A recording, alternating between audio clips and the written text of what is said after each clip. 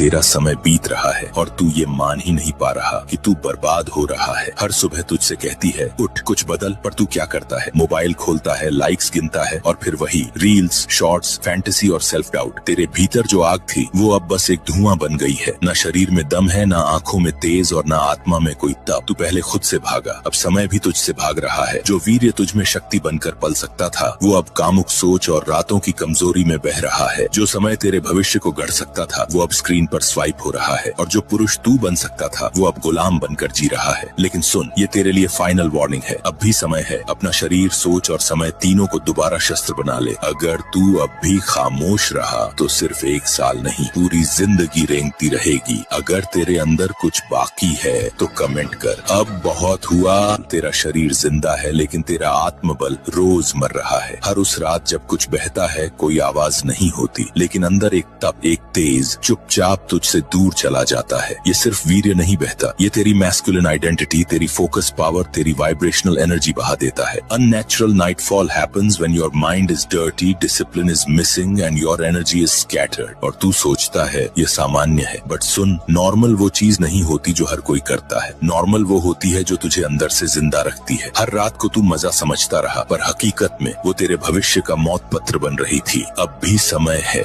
अगर अब भी तेरे अंदर कुछ बाकी है तो कमेंट में लिख नो मोर ड्रॉप। एक साधारण आदमी और एक तेजस्वी पुरुष में बस एक अंतर होता है, ऊर्जा का सही इस्तेमाल। शिव पुराण में ऐसे 3 गुप्त ब्रह्मचर्य के नियम बताए गए हैं जो किसी को भी असाधारण बना सकते हैं। नंबर 1, शरीर को तपाओ। शिव पुराण कहता है ब्रह्मचर्य का पालन वही कर सकता है जो शरीर को तपाने के लिए तैयार हो। सुबह जल्दी उठो, ठंडे पानी से स्नान करो और शरीर को आलसी मत बनने दो। जो खुद को अनुशासन में रखता है वही महान बनता है। नंबर 2, दृष्टि को संभालो, मन को बचाओ। आंखें भटकती हैं तो मन भी भटकता है। शिव पुराण में कहा गया है जो अपनी दृष्टि पर नियंत्रण कर लेता है वह अपने भाग्य को भी बदल सकता है। अनावश्यक चीजों को देखने और बुरे विचारों से बचने वाला व्यक्ति ही अपने तेज को बनाए रख सकता है। नंबर 3, वीर्य की रक्षा ही आत्मरक्षा है। ब्रह्मचर्य का सबसे बड़ा नियम है ऊर्जा की रक्षा। शिव पुराण में कहा गया है वीर्य केवल एक द्रव्य नहीं बल्कि व्यक्ति की आत्मिक और शारीरिक शक्ति का मूल स्रोत है। इसे व्यर्थ गंवाने वाला व्यक्ति कमजोर और भ्रमित हो जाता है, जबकि इसे संभालने वाला आत्मबल और तेज से भर जाता है। आजकल लोग ताकत बढ़ाने के लिए बाहरी चीजों पर निर्भर हैं, लेकिन असली शक्ति तो हमारे भीतर ही है। अगर आपको लगता है कि ये रहस्य हर युवा तक पहुंचना चाहिए। तू सोचता है बस 5 मिनट देखे थे, लेकिन जब होश आया